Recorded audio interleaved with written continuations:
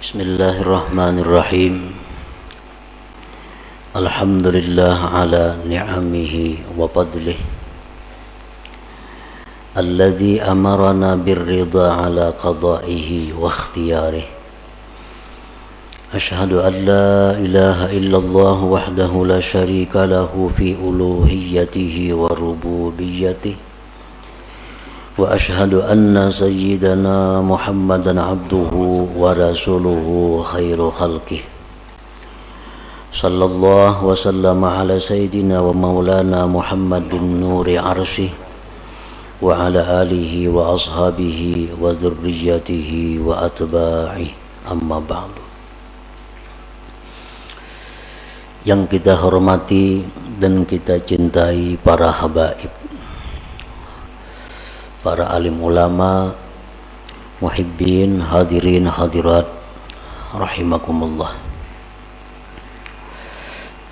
Pertama-tama kita memanjatkan puji dan syukur kehadirat Allah Subhanahu wa ta'ala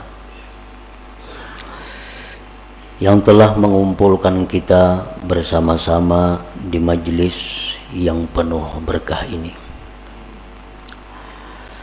Dan semoga Allah selalu mengumpulkan kita di dalam tempat-tempat kebaikan dan takwa. Kemudian kita juga mengucapkan, menghaturkan puji dan syukur kehadiran Allah Subhanahu wa ta'ala yang mana sampai saat ini kita masih digolongkan dalam golongan orang-orang yang menuntut ilmu. Dan kita mohon doa kepada Allah agar sampai akhir hayat kita dimasukkan dalam golongan orang-orang yang menuntut ilmu.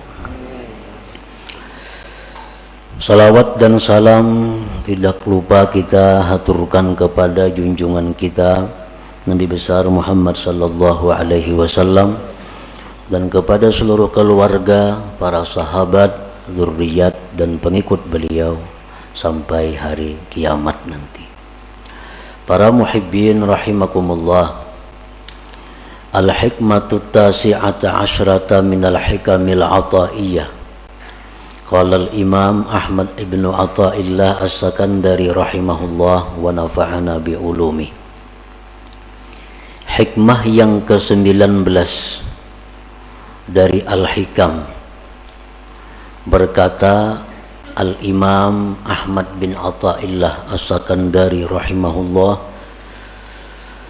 la tatlub minhu ayyukhrijaka min halatin liyasta'milaka fima siwaha palau aradaka lasta'malaka min ghairi ikhraj.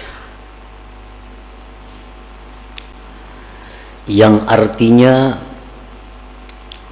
janganlah engkau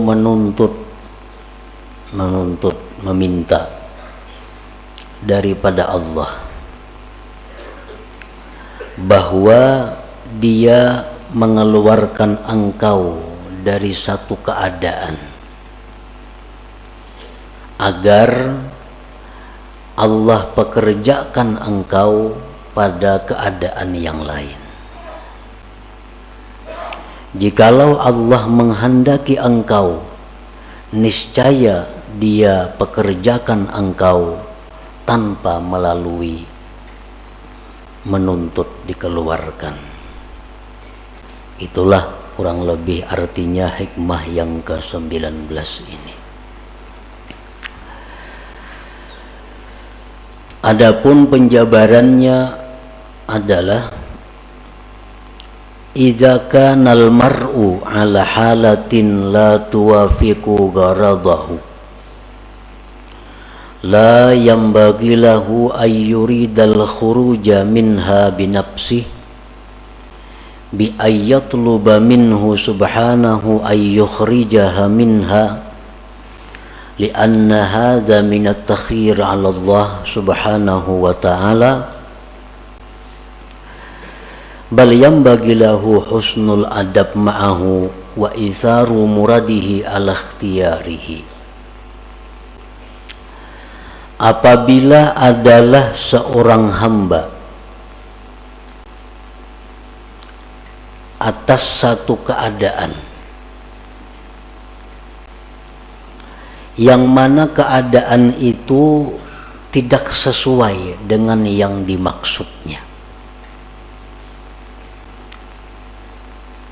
Apabila kita berada pada satu keadaan yang kada sesuai dengan keinginan kita, maka tidaklah patut, tidaklah layak bahwa menghendaki seorang hamba tadi keluar dari keadaan itu dengan dirinya sendiri, dengan bahwa dia menuntut dari Allah bahwa Allah mengeluarkannya dari keadaan itu, karena ini merupakan dikti atas Allah Subhanahu wa ta'ala. Bahkan sayogianya semestinya bagi dia berbaik adab beserta Allah dan mengutamakan apa yang dikehendaki Allah atas pilihannya itu sendiri.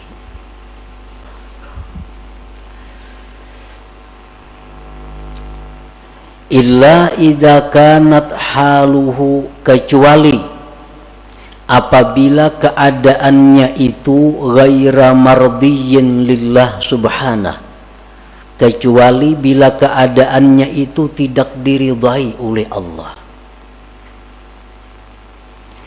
Au aikatan min wazaifihi diniyah wal amali bil a'malis salihah, atau keadaan itu mencegah dia dari tugas-tugas keagamaannya dan beramal dengan amal-amal saleh, maka boleh bagi dia meminta kepada Allah bahwa Allah keluarkan dia dari keadaan yang demikian itu. Fahuwa min alamati ma'rifatil abdi bi rabbih subhanahu wa ta'ala, maka itu merupakan tanda ma'rifatnya seorang hamba dengan Allah subhanahu wa ta'ala. Nah, para muhibbin rahimakumullah, artinya kalau kita berada di suatu kondisi, di suatu keadaan, situasi yang tidak sesuai dengan keinginan kita, maka janganlah kita minta kepada Allah bahwa dipindah dari kondisi keadaan itu kepada keadaan lain. Jangan kita minta kepada Allah bahwa kita ini dipindahkan kepada keadaan yang lain, karena itu namanya adalah mendikti atas Allah.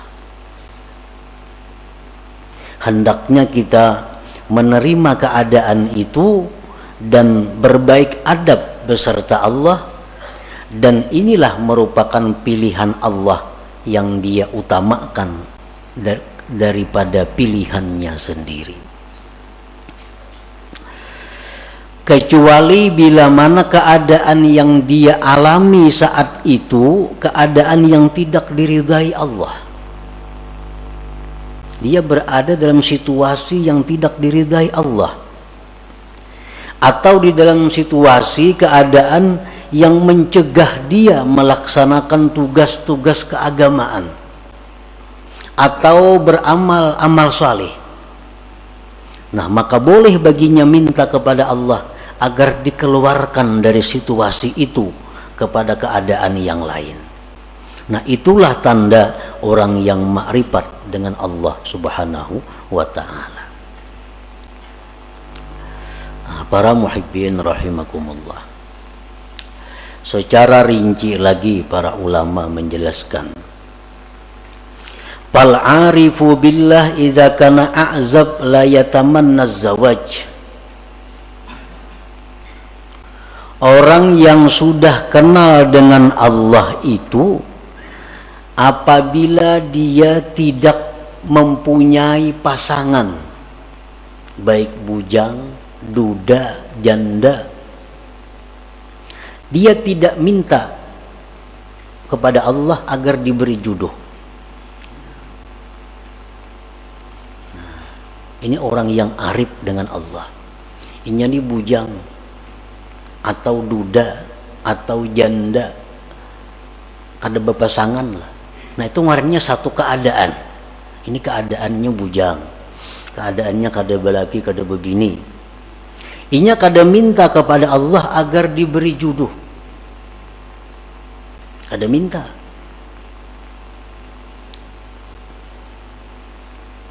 Bahkan dia kelola itu keadaan dengan adab yang baik beserta Allah Subhanahu wa ta'ala. Artinya dia terima keadaan itu dengan baik dan dia menganggap inilah sudah pilihan Allah untuk diriku.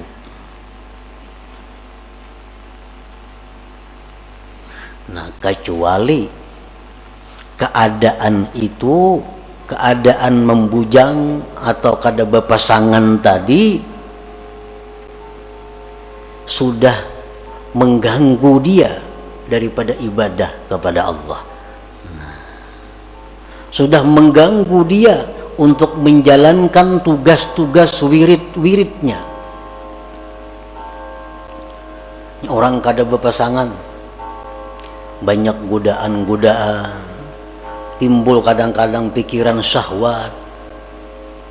Nah, dan keadaan itu terus mendesak sehingga membuat dia gelisah, membuat dia sembahyang kada khusyuk lagi, membuat wirid-wiridnya terlantar karena menahan godaan-godaan ini. Nah, kalau sudah demikian halnya, dia boleh minta kepada Allah agar diberi pasangan hidupnya.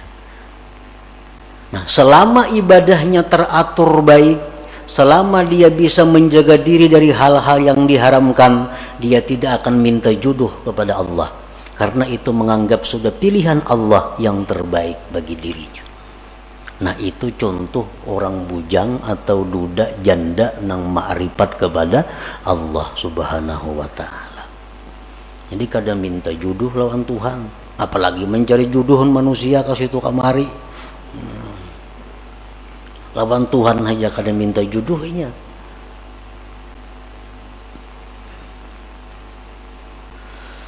Wa idza kana faqiran la yatamanna al-ghina.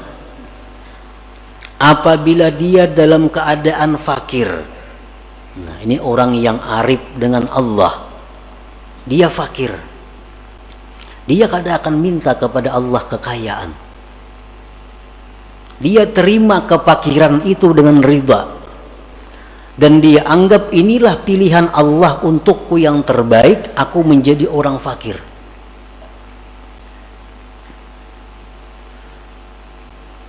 Nah, kecuali apabila sudah kefakiran itu membuat dia terganggu ibadah kepada Allah, apabila kefakirannya itu sudah menghalanginya berbuat amal-amal yang saleh, nah maka di saat itu dia bisa memohon kepada Allah agar dipindah daripada orang fakir menjadi orang yang berada atau orang kaya. Nah, ini sudah fakirnya sudah sulit nih, sudah kada bisa lagi beribadah kepada Allah. Nah, sudah kada kawa lagi melaksanakan wirid-wiridnya, sudah kada bisa lagi menuntut ilmu karena kada berduit. Menuntut ilmu perlu duit. Ini sudah kada berduit lagi, menuntut ilmu kada kawa lagi, pikiran kada karuan, beribadah sudah kada nyaman lagi. Nah, di saat itulah dia boleh mohon kepada Allah agar diberi kecukupan, diberi Allah kekayaan. Selama kefakiran itu tidak menghalangi ibadahnya, selama kefakiran itu tidak menghalangi wirid-wirid agamanya, nah maka di saat itu dia ridha dengan keadaan itu dan tidak minta agar dikayakan oleh Allah Subhanahu wa ta'ala. Wa idza kana maridan la yatamanna sihhah. Apabila dia sakit, dia tidak ingin sihat. Dia tidak ingin sihat. Ini sakit. Tapi dalam keadaan bisa melaksanakan tugas-tugas keagamaan, bisa beramal saleh, sakit ini tidak akan diusahakan untuk disembuhkan, dan dia tidak akan minta kepada Allah kesembuhan. Tetapi kalau sakit ini sudah mengganggu, nah tugas-tugas keagamaannya, sakit ini sudah mengganggu wirid-wiridnya, sakit ini sudah mengganggu menuntut ilmunya, nah di saat itulah dia minta kepada Allah kesembuhan dan kesehatan.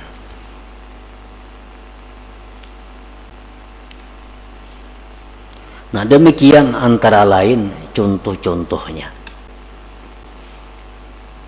Kalau kita dalam keadaan dan keadaan itu tidak kita senangi, keadaan itu tidak kita ingini, maka diamlah kita pada keadaan itu, ridhalah pada keadaan itu, jangan minta keadaan lain kepada Allah. Kalau kita masih bisa beribadah kepada Allah, kalau kita masih bisa melaksanakan tugas-tugas keagamaan kita, nah, itulah tandanya orang yang ma'rifat dengan Allah Subhanahu wa ta'ala.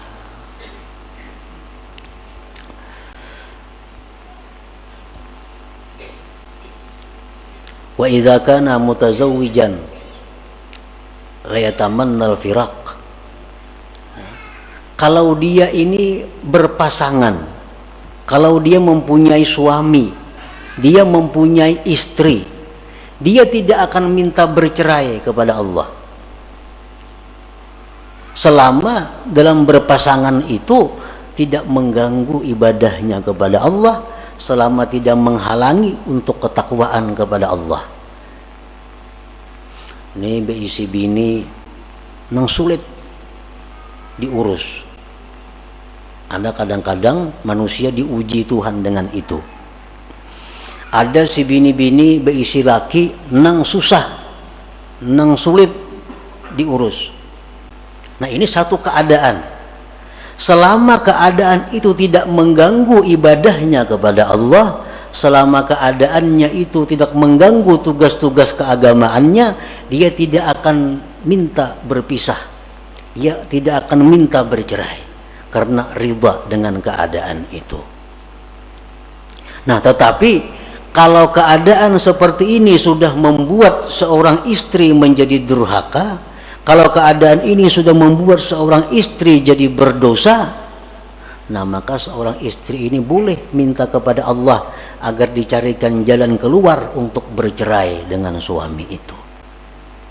Nah demikian pula suami, kalau sudah keadaan istri demikian membuat suami ini maksiat kepada Allah, membuat suami ini kada bisa lagi beribadah karena bini macam-macam. Nah di saat itulah suami minta kepada Allah diberi jalan keluar agar bisa bercerai dengan pasangan ini. Nah, para muhibbin rahimakumullah, karena tidak sedikit seorang istri gara-gara suami dia menjadi maksiat kepada Allah, dan tidak sedikit seorang suami gara-gara istri jadi maksiat kepada Allah. Dan ini sudah terjadi sejak zaman Rasulullah Sallallahu Alaihi Wasallam. Ada salah seorang sahabat yang begitu hendak mati kada bisa mengucap la ilaha illallah. Kenapa sebabnya? Oh ternyata si sahabat Nabi ini seringkali menyakiti hati ibunya gara-gara mengutamakan istrinya. Nah ini istri yang membawa maksiat kepada Allah. Kalau kita sudah punya istri macam ini, hendak berbuat baik lawan ibu bapak, sarik. Nah, hendak memberi kuitan, sarik. Nah ini membuat maksiat. Padahal kedudukan orang tua kita lebih utama daripada istri. Untuk seorang laki-laki, untuk seorang laki-laki kedudukan orang tua lebih utama daripada istri. Kalau istri menghalangi demikian, berarti ini istri membawa maksiat. Nah di saat itulah dia minta kepada Allah agar diberi jalan keluar untuk meninggalkan istri itu. Nah demikian pula istri. Ini suami menyuruh ikam pakai pakaian ini, pakaian yang dilarang agama, kada dituruti sarik lelaki ini. Ikam mustika ini, ikam mustika itu, perintah-perintah laki ini bertentangan lawan agama. Nah, berarti ini istri dalam keadaan yang tidak diridai Allah. Kenapa? Karena menuruti laki jadi maksiat lawan Tuhan. Kadang menuruti sarik na laki. Nah, di saat itu seorang istri boleh minta kepada Allah agar diberi jalan keluar berpisah dengan suami itu. Nah, para muhibbin rahimakumullah. Jadi pal akil ya'rif anna gharada khalqihi ala ibadatu wal ma'rifah kama qala Allah ta'ala wa ma khalaqtul jinna wal insa illa liya'budun. Fa ayyu syai'in ya'uqul ibadah wal ma'rifah yatlubu minallahi ta'ala ay yukhrijahu minhu wa ma la fala. Orang yang berakal dia mengetahui bahwa tujuan diciptakannya dia itu untuk ibadah. Orang yang berakal itu mengetahui bahwa tujuan Allah menciptakan dirinya itu untuk mengabdi kepada Allah. Allah berfirman, tidak aku ciptakan jin dan manusia melainkan untuk menyembah, mengabdi, beribadah kepadaku. Nah, maka sesuatu apapun yang menghalangi ibadah dan ma'rifat, maka dia akan minta kepada Allah dikeluarkan daripada keadaan itu. Nah, para muhibbin rahimakumullah. Jadi Allah menciptakan kita ini adalah untuk beribadah kepada Allah. Dan kita kada bisa beribadah kepada Allah kalau kada punya sarana dan prasarananya. Allah sediakan kita ini usaha. Allah sediakan kita pekerjaan. Allah sediakan kita macam-macam. Untuk apa? Agar semua itu membawa kepada ibadah. Nah, itu tujuan hidup yang diketahui oleh orang yang berakal. Lalu apapun pekerjaan, apapun keadaan yang menghalangi tujuannya itu ibadah, dia akan mundur dari keadaan itu dan berpindah kepada keadaan yang lain.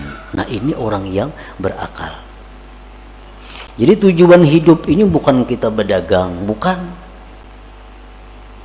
Tujuan hidup belaki, bukan. Tujuan hidup babini, bukan. Tujuan hidup berusaha, bukan. Nah, usaha suami istri itu hanya jalan untuk beribadah kepada Allah. Kalau semua ini menghalangi ibadah, berarti mesti ditinggalkan, dicari jalan yang lain. Nah, para muhibbin rahimakumullah. Nah, disitulah kita merenungi, disitulah kita disuruh tafakkur. Apakah selama ini aku hidup hanya untuk dunia atau aku hidup untuk ibadah? Bila mana aku hidup untuk dunia, berarti aku menyalahi kudrat diriku, fitrah diriku. Bila aku hidup untuk ibadah, berarti aku di jalan yang benar. Nah, jadi silahkan berdagang, silahkan berusaha, tapi ingat, usaha ini diciptakan Allah untuk ibadah. Nah, silahkan bergaul, silahkan berkawan, asal semua itu membawa kepada ibadah. Nah, jadi apapun pekerjaan, apapun keadaan yang menghalangi kita ibadah, itu mesti kita ditinggalkan, mesti kita tinggalkan kalau kita tidak ingin rugi di dunia dan akhirat. Jangan sampai kita ini dilalaikan oleh hal-hal yang sifatnya duniawi. Ya ayyuhalladzina amanu la tulhikum amwalukum wala auladukum an dzikrillah wa may yaf'al dzalik fa ulaika humul khasirun. Hai orang-orang yang beriman, Allah menghitab kepada orang beriman. Nang kada beriman kada diurus Tuhan.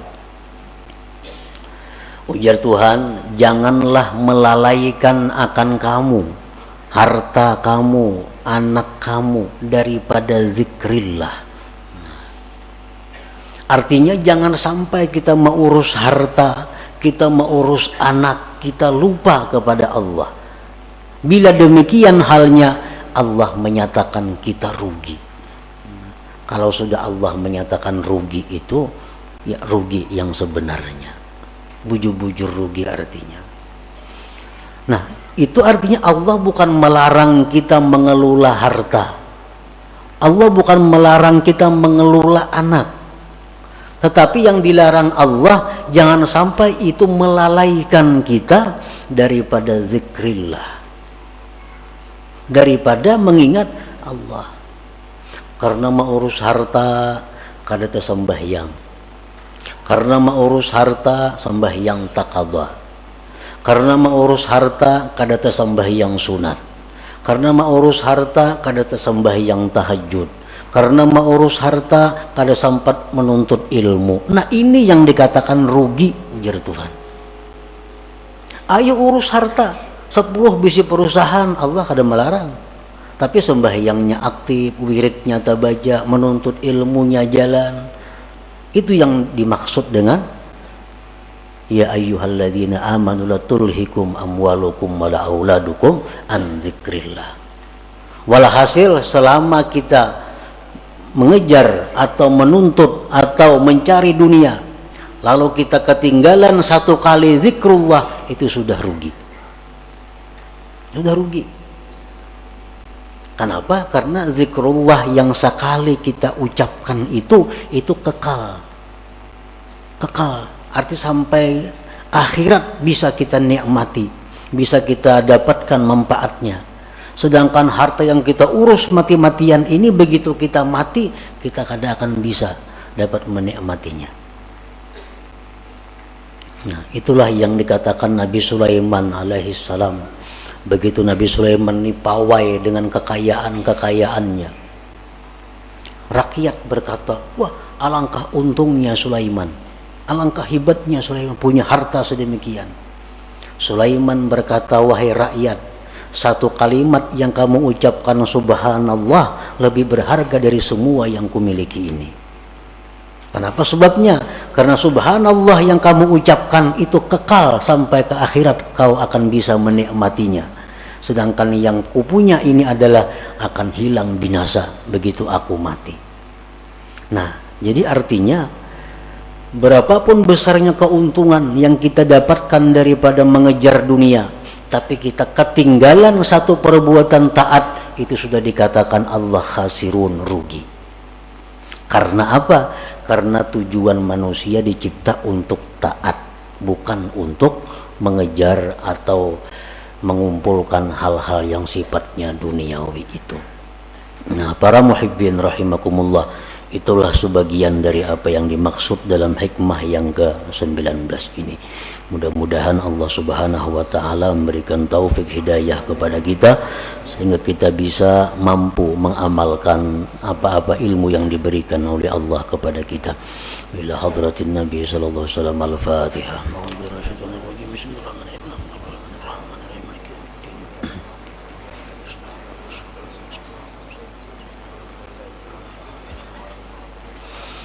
Ya Allah biha, ya Allah biha, ya Allah bihusnil khatimah, ya Allah biha, ya Allah biha, ya Allah bihusnil khatimah, ya Allah biha, ya Allah biha, ya Allah bihusnil khatim.